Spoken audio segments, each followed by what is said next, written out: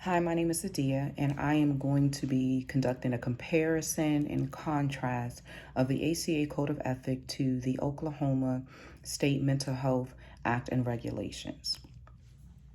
So, opening up for the comparison, everything that was in the ACA Code of Ethics was covered in the Oklahoma Mental Health Act and Regulation.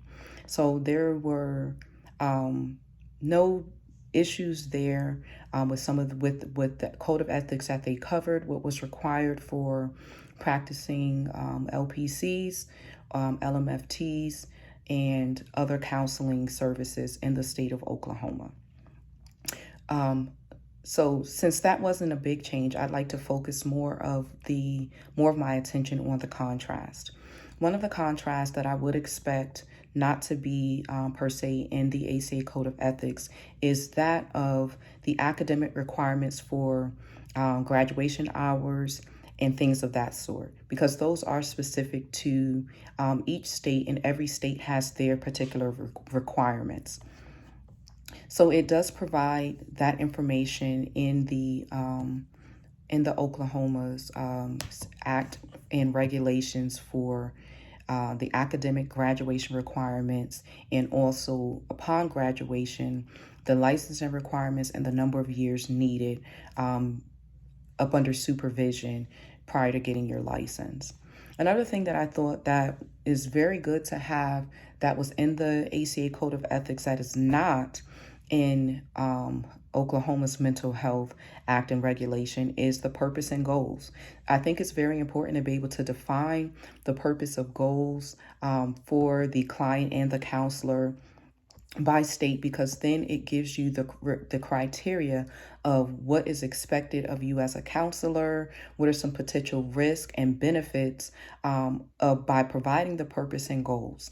Now, what I will say is to transition to the counseling office that I use as far as the informed consent form, is that while that was not addressed there in the Edmond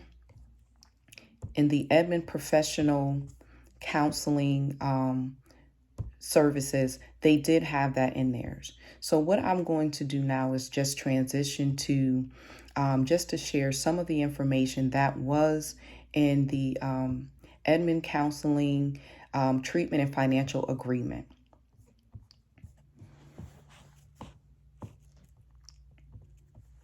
So some of the things that for the most part, there was nothing that did not coincide with the ACA Code of Ethics and also the Oklahoma Mental Health Act and Regulations.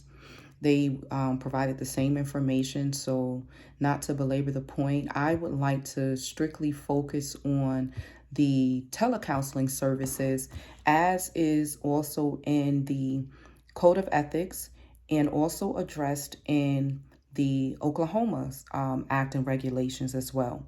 The Code of Ethics titles it as Distance Counseling Relationships, but the Edmond Counseling titled it as telecounseling services. It provided the benefits and the risks of telecounseling, ongoing assessment for the appropriateness. Basically, is should we continue doing the telecounseling, or should we maybe in fact look at going face to face?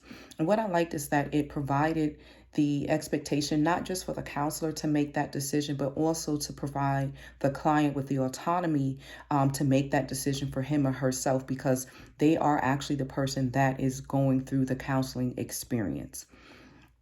Also, according to Oklahoma state law, you have to inform the client that they have to provide their physical location at the beginning of each session for all telecounseling services.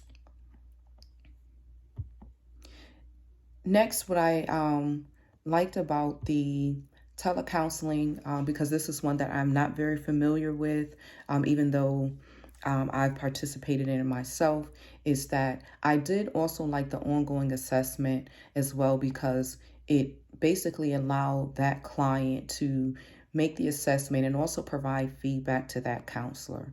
I hope you all have enjoyed what I have provided for you. It was very insightful and I learned a lot. Thank you.